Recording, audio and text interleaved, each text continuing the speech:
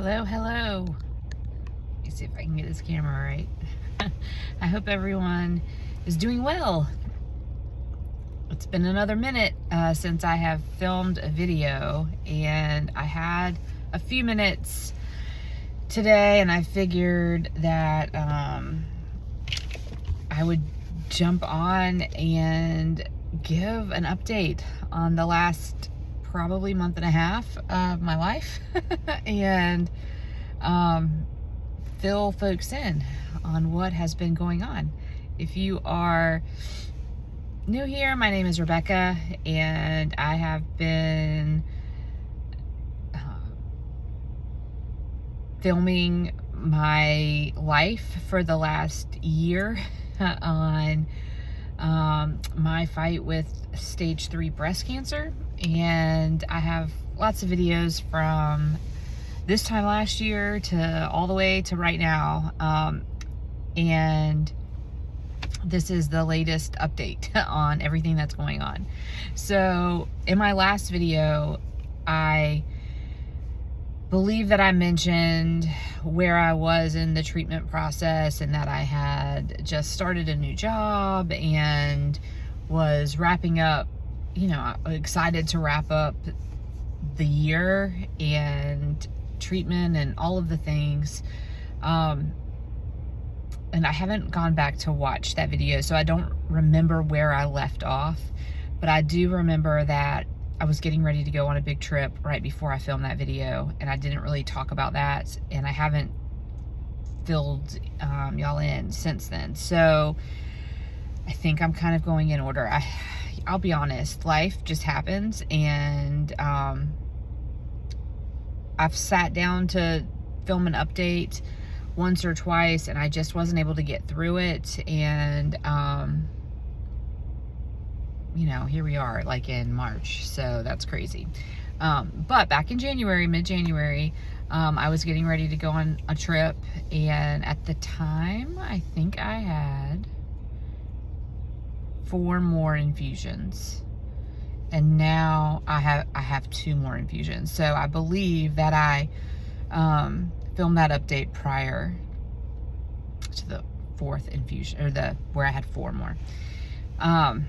Okay, so basically I went on a trip. I went to the inauguration in DC. I stayed with my brother. Well, we got a hotel, but I went with my brother and saw lots of friends there and had a great time. It was very exhausting. I think if I had filmed a video closer to when that happened, I would give more details about how all of that went. And also going on my first trip since really being diagnosed with breast cancer, and kind of hit, towards the tail end of the treatment. I had just finished radiation in December, and it's just been, obviously I had chemo first, and then multiple surgeries, and then radiation, and I still do the immunotherapy infusions with the Herceptin and Perjeta. So it was interesting going on that trip, because it was a lot for me. I felt really, my body just hasn't moved that much and stayed up that late and done all of the things in a year, and it catches up with you. So I really had to listen to myself and listen to, my body on, like, okay, know when to say no, know when to call it an early night, know when to leave an event, things like that. And I was really good about that. And it was just interesting because I hadn't really had to, I didn't really think about it, I guess, when I booked the trip, but maybe I did. That's just how it went. I had a great time. But I also realized that it was a lot for me. So I just need to keep that in mind and kind of build endurance back up. I mean, at the same time, I've started a new job that has a lot of,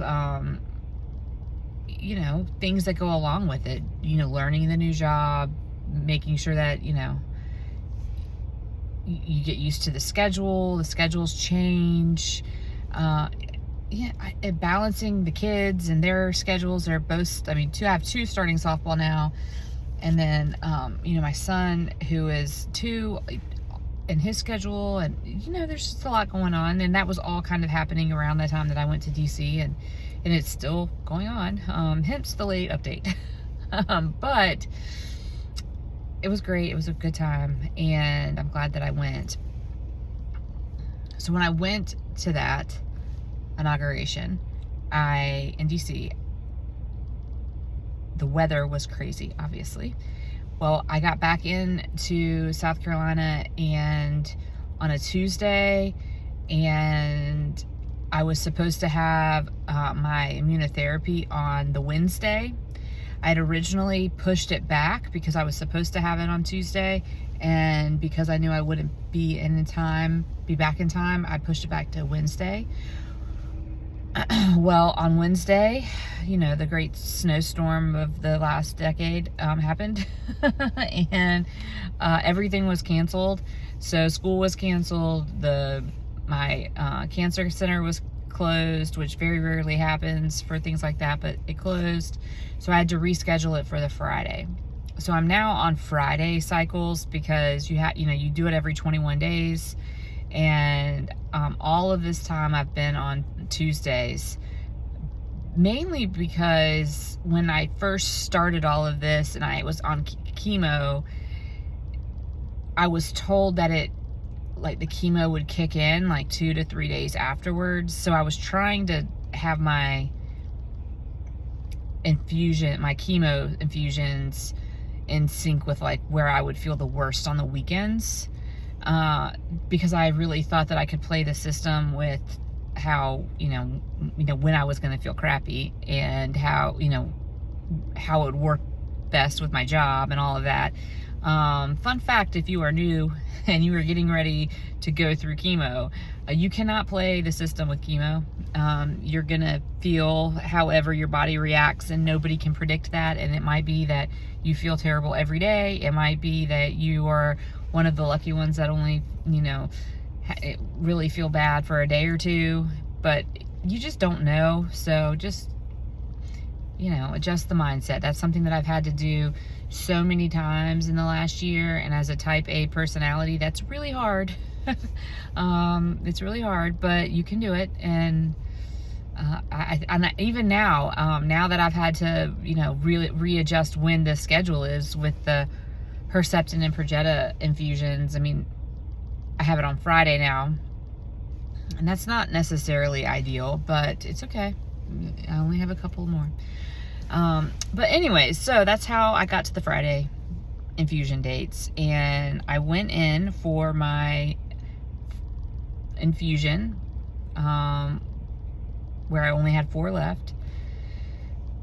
And I have not had an issue with the Herceptin and Perjeta infusions up until this point. I hadn't had any, indication that anything was going wrong. And let me just say up front, it's not that things are going wrong. But I haven't had any concerns raised to me up until this particular day. And it was just interesting because my regular nurse was not on the floor that day, so I had another nurse who I've had before and who I love. My regular nurse was downstairs helping with my oncologist because of some staffing stuff going on, and so the nurse that was hooking me up to my infusions, she came up to me before they hooked me up, and she goes, "How have you been feeling lately?" And I was like, I don't even know how to answer that question. Because now it's pre-chemo, post-chemo is I don't even know if that's the right way to phrase it, but after chemo, it's so there's a different answer. Even when I don't feel great, I feel great because I don't feel like I'm on chemo. And I have very rarely complained about how I feel since chemo. Obviously with the surgeries and all that kind of stuff, that was frustrating, but it was never as bad as chemo. And so when you ask me how I feel, I'm gonna tell you I feel good. In reality, that's not it. that's a subjective feeling, right? So the reason why she asked was because every time you go do an infusion, they take your labs, and my labs have been all over the place since I started chemo. I mean, when you're on chemo, they, everything is either super high or super low. And when you ask about it, they're like, this is normal. The chemo does this, whatever. And then afterwards, it takes time for the chemo to get out of your system. Well, so you just don't really know like what your numbers are supposed to be. And one thing that has been consistent is my white blood count, or whatever that is, the WBC, has always been really low, and my hemoglobin and all of those, not like all of the stuff on your chart that relate to your hemoglobin, all of that has always been like really, really low. And so she said, okay, so here's the deal, like these numbers are low. They're very, like, extremely low. And the problem is you are now 6 months out from chemo, and we typically see them rebound, and they're not. So we're gonna need to get more blood, and we're gonna need to do like a more in-depth testing. It could be iron related. It could be, we don't know. And so it was interesting to me because normally, like, you kind of wouldn't be concerned about that. I mean, you might be anemic, whatever. Just the way that it all kind of went down was interesting to me, because she said, I think I'm going to run another blood panel. And then, my nurse, who was downstairs or whatever and on the other floor, came up and was like, hey, your numbers, like, they're not right. Like, we're gonna run other tests to see what's going on. And the two nurses had not spoken to each other. Like, they independently looked at my chart and realized that there was something going on, and decided to order more tests. And then they realized that they did that, and it just made me feel good that they were both looking and agreeing on whatever it was. So that was the good part. The bad part is that it really freaked me out. My dad was there. I think it really freaked him out. He always keeps this like calm exterior when something could potentially like be terrible. You won't know because that's until later. Like, he just is like, he keeps it cool, which is, good for him. I'm not like that. I was kind of like, well, what do you mean? Like, what's going on? Just because, side note, my dad goes to all my infusions with me. So he's always there making sure everything is okay. And I'm very blessed for that. But anyways, so they come in, and the way that they did, I don't know if they've done this maybe one other time, maybe. They don't typically take blood through my port. But they did this time. They took blood through my port, and they had to send it off to to more in-depth testing, and I didn't get results right then. But long story short, there were a few days where I was really freaked out, and even afterwards, like, I was still kind of freaked out because my iron was one of the things that were really low. One of the little items on that blood panel that was low, my B12 was high, and that was interesting. And so what they ended up deciding to do was do iron infusions. So I've done 2 iron infusions where I go in and I've sat and they've given me infusions. They typically take a couple hours. And it looks like, I don't know what I thought iron looked like or an iron infusion looked like, but all of my stuff that I have had, chemo, all of my infusions are clear, or I can't see like what the liquid is. The iron infusions are like red bags. Like, it looks like you're getting a blood transfusion, like rust. Looks like rust. And I just didn't conceptualize that. So, you may think I'm like, I don't know, silly, but whatever. It was just interesting, kind of weird. But let me just say that whole experience, and to back up on the iron infusions, I've done a couple of the iron infusions, and then 6 weeks after the last iron infusion, they will do another like full blood panel on that, like focused on that area. So I don't know like if that has taken or not.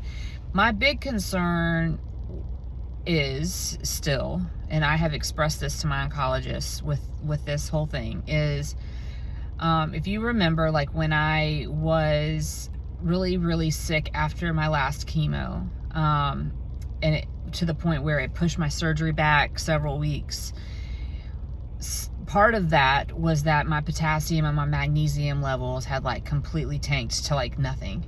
And I was getting daily infusions of both of them for weeks, and it took a lot for those numbers to come back up. And they are still low. Like my magnesium is still like low. My potassium like bounces right on that low line. It's usually low. Like it's right below it. It's better than it was back in June, but those numbers have never really gotten normalized either. And so that's a different issue, I guess, with the hemoglobin and white blood cells. But when you start looking at all of it, and all of my numbers not going up, and it's just concerning. I think like there's so many reasons why that can happen. I mean, like malabsorption issues. It could be completely normal. There could be something else going on. But I think this is what I said to my oncologist when we talked about it. Because my oncologist is like, look, let's try the iron. Let's see where we are. We will test it. I don't think you need to be worried about it right now. Like, let's just get through your infusions. Like, it's okay, basically, is what he's saying. Like, in different kinds of doctor words. But from a cancer patient who has spent the last year of her life, like, just surviving and trying to get through, like, the next steps every time. When anything goes wrong, like every time that I have a headache, every time that I don't feel well, or anytime like a nurse kind of raises any kind of like eyebrow, because they have the poker faces too. Anytime something happens, the immediate thought is, oh my God, like the cancer is somewhere else, and they didn't get it all, or it's not working, or it's spread somewhere and it's been dormant and it's like it's gonna activate. Like, that is a fear and that I have, that no one can tell me not to have, because I'm going to have it. You're just going to have that. And you hear so many stories where people feel that way and they don't really express that, or it's dismissed by doctors, and then you find out too late that they have a stage 4 diagnosis. And so, like, that is my fear, that will happen, that somebody won't listen to me, even if my concern is silly. That is a fear that I have. And so, the fact that my numbers were expected to, now that I know that my numbers were expected to rise by the 6th month after my last chemo, and they haven't, that's on my mind. So I'm thinking about it. And I have said that to my oncologist, and he is very receptive of this. This is not like a knock on him. Like, he heard me. He was when I spoke to him my last appointment with him, I voiced those concerns. Like, I get headaches now. I'm working more now, like, than I have in a year. I've switched jobs. It's really intense, in a good way. I love my job. It's not a complaint on that. It's not like a stress headache or anything. It's just, I mean, it might be that, and it's not every day, and it's not all the time. It's just, you remember them now when you have them, right? So, I mean, that's something. When you ask me how I'm feeling, I'm like, okay, well, I had a headache last week. Is this am I, something wrong? Which is, 99% not the case, not the problem. But anyways, I'm all over on this video, but where I'm going with this is, when I had my last appointment, with him, and we talked about the iron infusions that I had, because the last appointment that I had with him, I had 2 more infusions, and I had like regular Herceptin Perjeta infusions, and I've had the iron infusions. And I have 2 infusions remaining. One's this Friday, and then one is on the 28th of March. So when I had my appointment with him, and we were talking about this, and where we're going to go from the fact that I only have 2 more infusions, what does everything look like after that? Because now, this whole time, I have been told that the treatment plan for HER2 positive, estrogen, progesterone negative cancer, breast cancer, at my stage, was chemo, 6 rounds of chemo. I've done that. Surgery, a double mastectomy, I've done that. 25 rounds of radiation, I've done that. Then you had to finish out the year with the Herceptin and Perjeta infusions. I will be done at the end of March, okay? So that is the plan that I have had this entire time. And that is when I'm supposed to be done with treatment, right?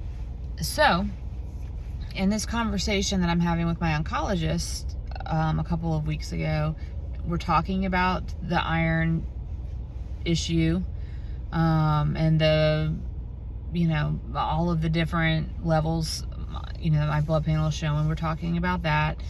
And he brings up, we're talking about I have 2 more infusions, and he brings up the fact that he is going to recommend that I take a pill for another year, which is not something we've ever talked about. And it is Neuralinks, I think is what it's called. And typically it is given to patients that are hormone positive, but I'm hormone negative. And he said, look, a lot of oncologists won't necessarily prescribe this, but based off of the fact that your cancer was really, really aggressive, you're stage 3, you're HER2 positive, you're, in your early 40s, you have kids, you have a long life to live. There are studies that show that this may help a little, a certain percentage, we don't know, prevent a recurrence. And I think that it is worth you taking it, because even if it's, 4%, 5%, 10%, any percent, right, that would prevent you from having a recurrence, that, sorry, this wig is like not working for me today.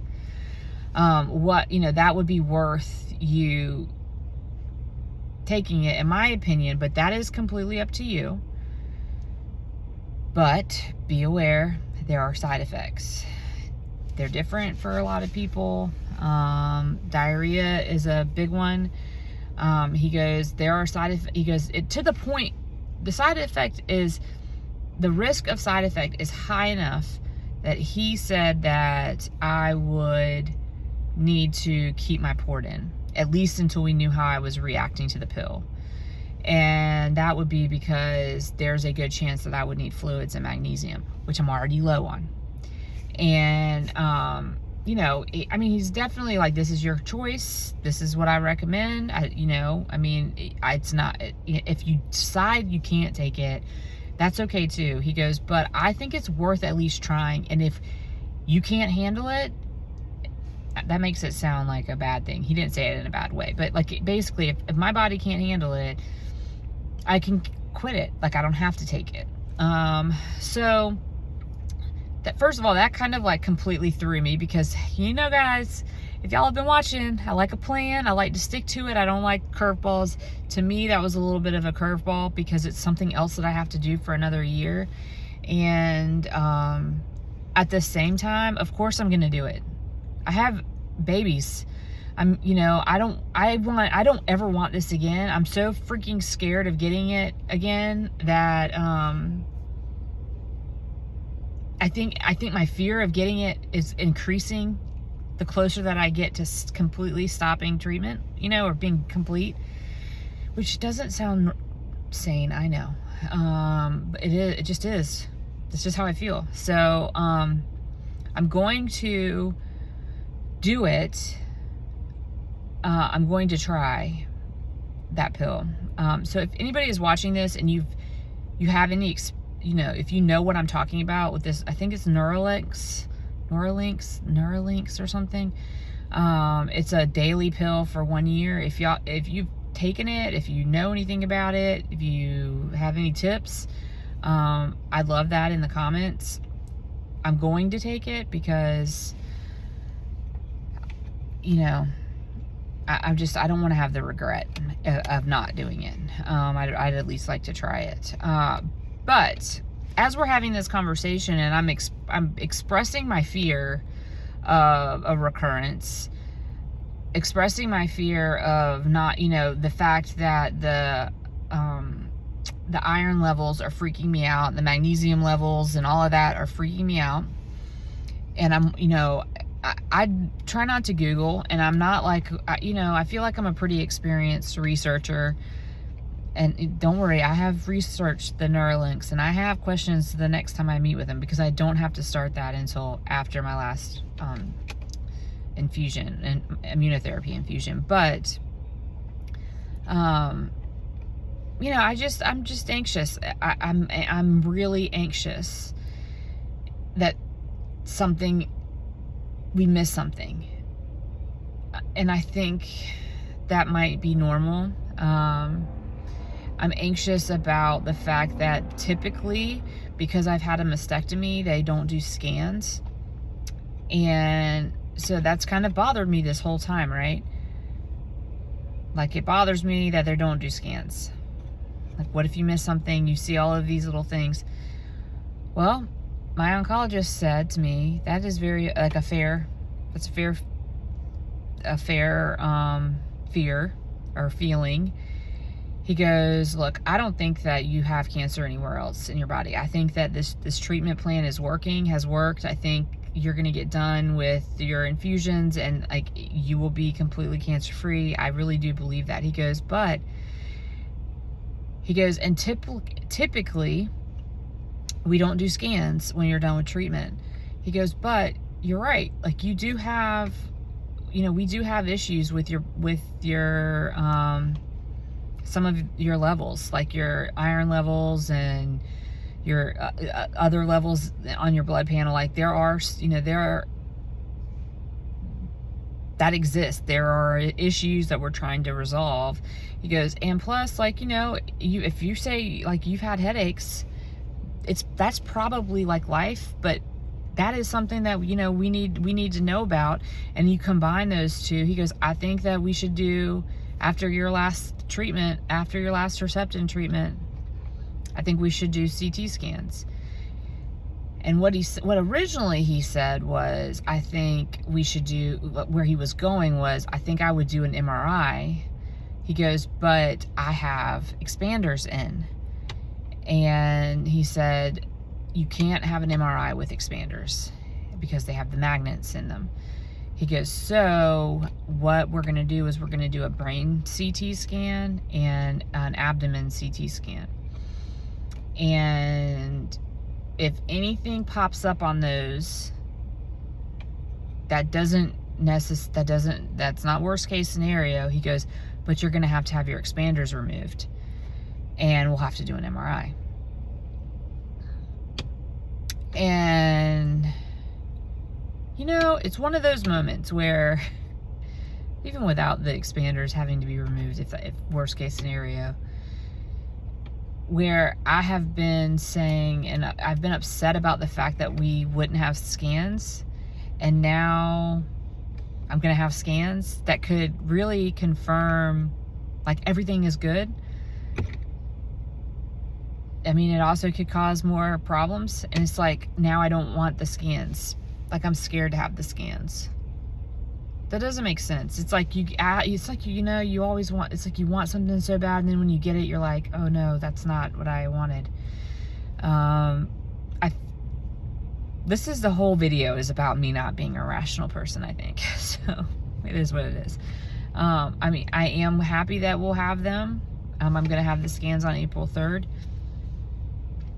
I'm nervous, obviously, for so many reasons. Like, I hope that everything just comes back and I'm completely fine and I don't have to, I guess, like, part of me is worried that I'm gonna have my expanders removed, in the sense that, like, I have said I do not want another surgery until after summer. My kids deserve a summer.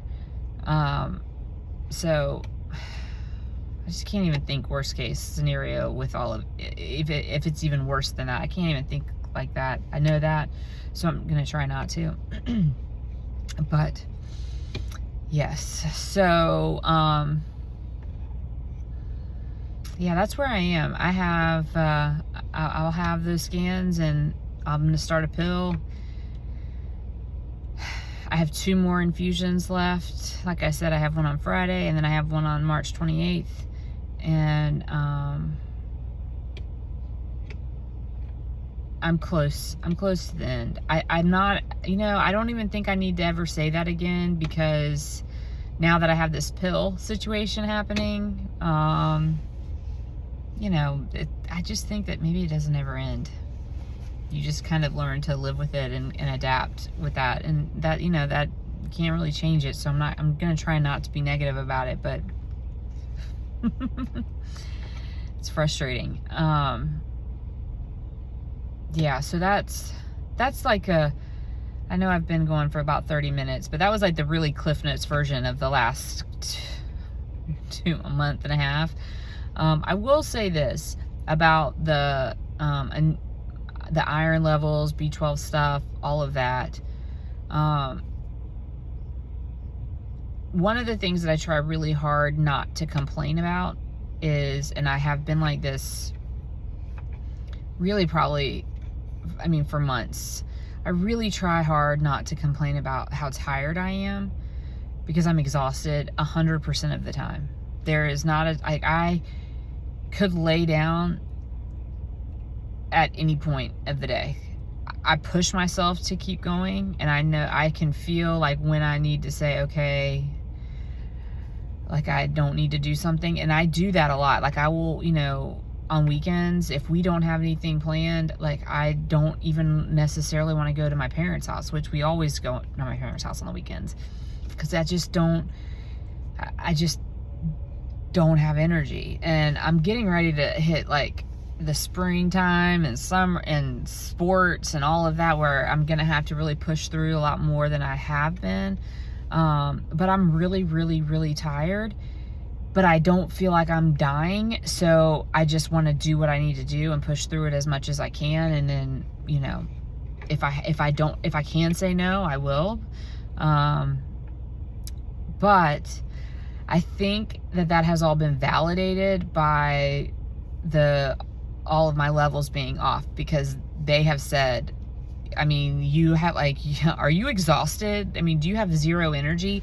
And even when I did my iron infusions, my nurse was like, hey, you should feel like a boost after this. Like, you should feel better. What is this hair? Like, this wig hair is crazy. You should feel better after, at least like tomorrow, the next day, because you're getting like a really high dose of iron. Like, you should feel better. And let me just tell you, zero difference. Did not feel better. Did not feel like I had all of this energy. I just am exhausted. And, I still like have that limited movement in my arms, and my body just feels like I feel like a sloth. Like, I just want to move as slow as possible and not, you know, expend any unnecessary energy, which I'm trying to fight against that, because I think like the more I move, maybe I'll feel better. That's what all the people that work out all the time say, right? I don't know, but I am exhausted. So I feel like there is an explanation for some of that. And I would really like to figure out what that is so that I can fix it, so that I'm not so tired all the time. And hopefully, you know, I was really hoping that when I got done with my infusions, I could really focus on that. So the fact that we're going to introduce like a new medicine is not making me feel great about that. But, you know, I got one day at a time, right? One day at a time. So anyways, that's my update. I will try to do better about giving the next update. It may be after my scans, but if I can, that's probably like a month from now. Maybe after my last infusion. I don't know, but I'll try to give another update. In the meantime, if you are just starting this is the other thing about all of this. So today is like March 6th, I think. So my very first chemo treatment was February 27th. And it was 2 days after my son's first birthday. So we just celebrated my son's second birthday. And it feels like a million years ago, and it feels like yesterday. And if you are just starting this,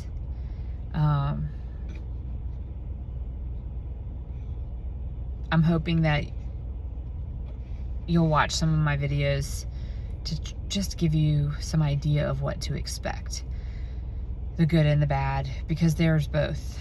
And when I first started all of this, I just had no idea of what to expect. And I couldn't really find that many people talking about it on YouTube or online. I found some, and I have clung to those pages, because even now, especially with women that are, you know, ahead of me in all of this, just having someone understand or have been, you know, have experienced what you're going to experience, I mean, it's helpful. Even if you don't follow their plan or you don't necessarily agree with how they're making decisions, it's nice to know that somebody else, you know, what their story is. And I just, I think that that's helpful. And I hope that if you watch this, you think that it's helpful. If you know someone going through this, I mean, share it with them. I have had so many women comment on my page, and sometimes I respond and sometimes I don't. It really just depends on what's going on. But I read all of the comments, and there's encouragement given by other women, other people that pray for you, that give advice, give feedback, you know, and that take the positive comments out of that. You know, there's always going to be a hater, but just ignore those people.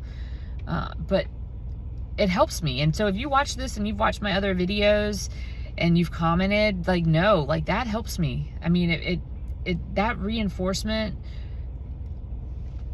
is a benefit to me, and is a blessing to me. And I want to be able to pay that forward to other women going through what's going on in their story, and then, you know, their treatment plan. So yeah, I hope that it helps. But all right, this long video, I'm sorry. I will jump back on when I have some more information, and I hope that everyone has a blessed day, and I'll see you on the next one. All right, bye.